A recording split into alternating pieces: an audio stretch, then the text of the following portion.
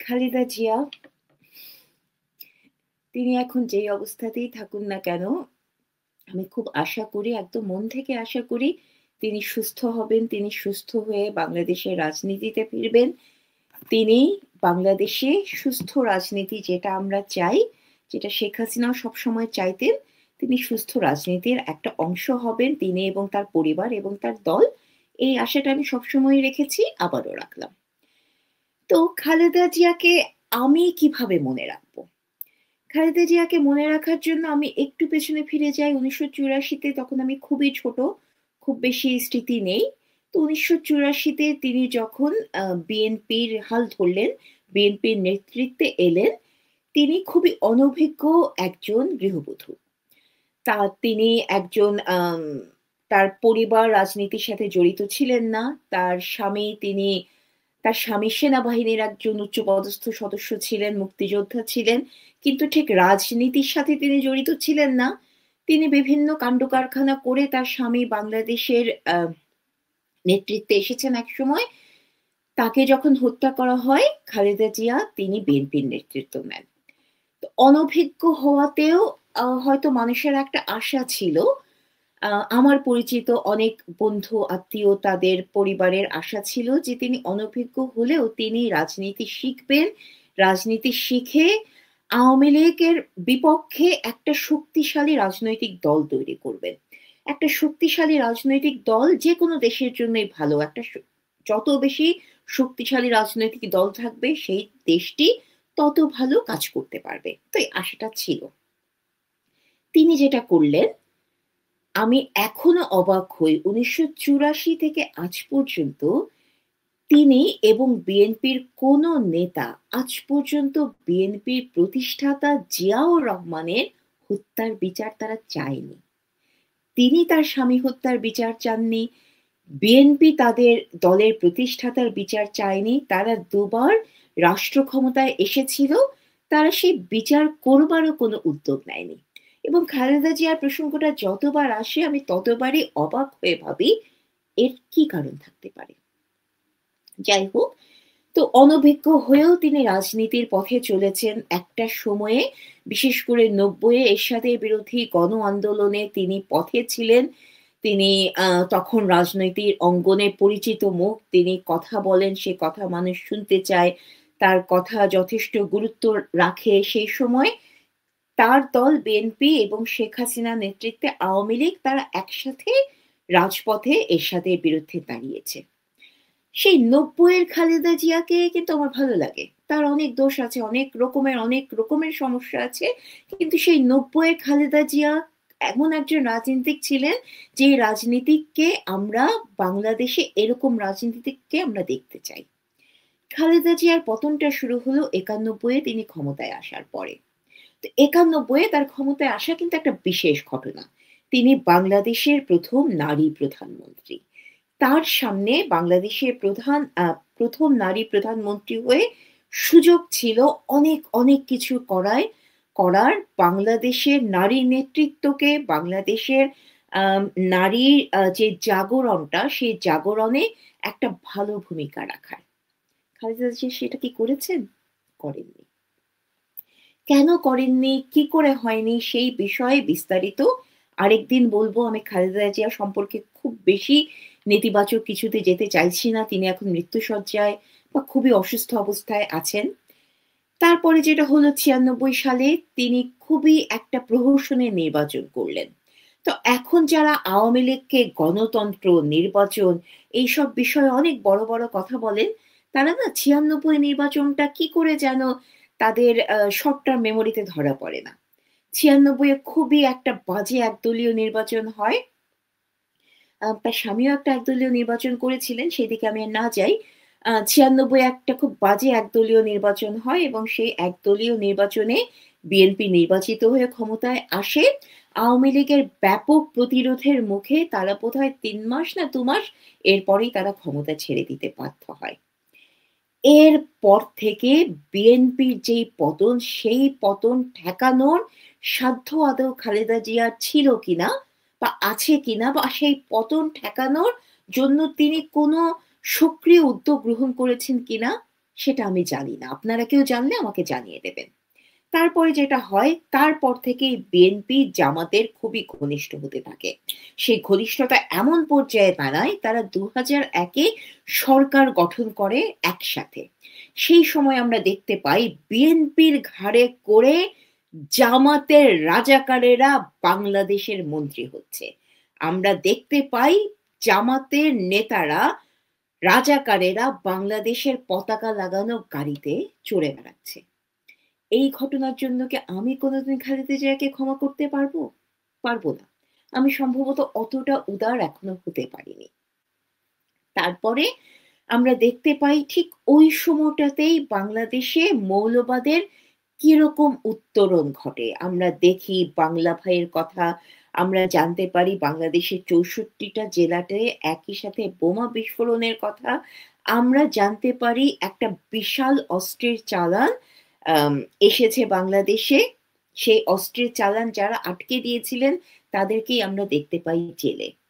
সবচেয়ে ভয়ঙ্কর যেটা বাংলাদেশের রাজনীতিতে এমন একটা মেরুকরণের তৈরি করেছে যে মেরুকরণের আসলে কোনো সমাধান নেই। সেটা হলো ২১শে আগস্ট। ২০০৪-এর ২১শে আগস্টে শেখ হাসিনার ওপর এবং আওয়ামী লীগের ওপর যে গ্রেনেড হামলা হয়, এর তুলনা বাংলাদেশে সম্ভবত আর কিছু নেই, ভবিষ্যতেও হবে না। এবং সেই গ্রেনেড হামলাতে শেখ হাসিনা প্রাণে বেঁচে গেলেও তিনি তার সারা জীবনের জন্য কিছু অসুস্থতা তার শরীরে নেন এবং আওয়ামী লীগের শীর্ষস্থানীয় বেশ কিছু নেতা মারা যান। শেখ হাসিনাকে ঢাল হয়ে রক্ষা করেন আওয়ামী লীগের নেতা কর্মীরা। সেটার বিচার শেখ হাসিনা করতে পারতেন। বিচার না করে শেখ হাসিনা বলছি, দুঃখিত। সেই বিচার সেই সময় খালেদা জিয়া করতে পারতেন। সেই বিচার না করে তিনি কি করেন? তিনি জজ মিয়া নামের একটা নাটক সাজিয়ে বলেন যে এই হামলা নাকি আওয়ামী লীগেরই করা। আমরা পরে জানতে পেরেছি তারেক জিয়া তার স্বনামধন্য পুত্র, কুপুত্র বলাটাই উচিত হবে, যাই হোক, তার স্বনামধন্য পুত্র তারেক জিয়ার একদম ব্যক্তিগত উদ্যোগে, ব্যক্তিগত তত্ত্বাবধানে সেই গ্রেনেড হামলাটা করা হয়। এবং এই গ্রেনেড হামলার পরে না বাংলাদেশে, এই যে আমি তো এত সুশীলভাবে কথা বলতে পারি না, কিন্তু এই যে বাংলাদেশের যারা সুশীল লোকজন আছেন তারা যে গণতন্ত্র, তারপরে কি যেন নির্বাচন, তত্ত্বাবধায়ক সরকার, এসব বড় বড় কথা বলেন। এসব বড় বড় কথা বলার পরে তারা ভুলে যান যে বিএনপি ক্ষমতায় থাকা অবস্থায় শেখ হাসিনাকে হত্যা করার চেষ্টা চালিয়েছিল। এরপরে কি আসলে বিএনপি এবং আওয়ামী লীগের মধ্যে মিত্রতা হওয়া সম্ভব? একই সাথে আমরা আরেকটু যদি মনে করতে পারি, শেখ হাসিনা ক্ষমতায় থাকাকালীন অবস্থায় খালেদা জিয়ার কনিষ্ঠ পুত্র কোকো তিনি মারা যান। শেখ হাসিনা তিনি তার যাবতীয় সবকিছু ভুলে তিনি গিয়েছিলেন খালেদা জিয়ার সাথে দেখা করতে। খালেদা জিয়া তার ব্যক্তিগত অসূয়া শেখ হাসিনার প্রতি এত বেশি যে তিনি সেই দরজাটা পর্যন্ত খোলেননি। তার উপরে যেটা খালেদা জিয়া সবচেয়ে ঘৃণ্য কাজ করেছেন, আমি দুঃখিত ঘৃণ্য শব্দটা ব্যবহার করছি বলে, কিন্তু এর ঘৃণ্যের আর কোনো প্রতিশব্দ দিয়ে একে প্রতিস্থাপিত করা যায় না। ১৫ই আগস্ট। এখন আমরা জানি ১৫ই আগস্টে গত বছর থেকে একদল হায়নার উদ্ভব হয়েছে, যারা ১৫ই আগস্টে ডিজে পার্টি করে, যারা ১৫ই আগস্টে উৎসব করতে চায়। সেই উৎসব করা, ডিজে পার্টি করা এই প্রক্রিয়া কিন্তু ২০২৪-এর ৫ই আগস্টের পর থেকে শুরু হয়নি। এই শুরু হয়েছে খালেদা জিয়াকে দিয়ে। খালেদা জিয়া এবং বিএনপির নেতা কর্মীরা তারা কোনো এক অজ্ঞাত জাদুমন্ত্র বলে তারা ঘোষণা করলেন ১৫ই আগস্ট নাকি খালেদা জিয়ার জন্মদিন। ওই দিন যাদের জন্মদিন তারাও জন্মদিনে উৎসব করে না, সেই ১৫ই আগস্টে শোকাবহ বঙ্গবন্ধু হত্যার কথা ভেবে। কিন্তু খালেদা জিয়া, যিনি বঙ্গবন্ধুর স্নেহধন্য ছিলেন, ১৯৭১-এর মুক্তিযুদ্ধের পরে যিনি খালেদা জিয়াকে কন্যা স্নেহে ৩২ নাম্বারে রেখেছিলেন মাসের পর মাস, সেই খালেদা জিয়া তার পিতৃসম বঙ্গবন্ধুর হত্যা দিবসে বিশাল বিশাল কেক কেটে তিনি এবং তার নেতাকর্মীরা জন্মদিন পালন করতেন। এরপরেও খালেদা জিয়া বাংলাদেশের প্রধান একটি রাজনৈতিক দলের নেত্রী। এরপরেও আওয়ামী লীগের বিপরীতে যখন আমরা অন্য কোনো দলের কথা ভাবি, আমরা বিএনপির কথা ভাবি। এরপরেও আমরা আশা করি, আমরা কামনা করি খালেদা জিয়া যেন সুস্থ হয়ে যান। কেন করি জানেন? কারণ আমরা বাংলাদেশের মানুষ, আমরা বাঙালি। আমরা বাঙালি বলেই আমরা কারো মৃত্যু কামনা করতে পারি না। আমরা মুক্তিযোদ্ধার উত্তরাধিকার বলেই আমরা খালেদা জিয়াকে বারবার বলি সুস্থ হয়ে যান, ভালো হয়ে যান, ভালো রাজনীতি করুন। তারপরেও দেখুন খালেদা জিয়া শেখ হাসিনার আমলে তিনি অসুস্থ ছিলেন, তিনি হাসপাতালে তার বাংলাদেশের একটা সাধারণ মানুষ যে সর্বোচ্চ চিকিৎসাটা পায় না, সেই সর্বোচ্চ চিকিৎসাটা তিনি শেখ হাসিনার আমলে পেয়েছেন। এবং তিনি যে শেখ হাসিনার সময়ে হাসপাতালে সবচেয়ে ভালো চিকিৎসা পেয়েছেন, তিনি যে সবচেয়ে ভালো অবস্থায় ছিলেন, তার প্রমাণটা কি বলুন তো? 5ই আগস্ট 2024-এর পরে খালেদা জিয়া যখন মুক্ত হয়ে বাইরে এলেন, তাকে দেখে কি আপনাদের মনে হয়নি তিনি আসলে যথেষ্ট ভালো ছিলেন, যথেষ্ট সুস্থ ছিলেন?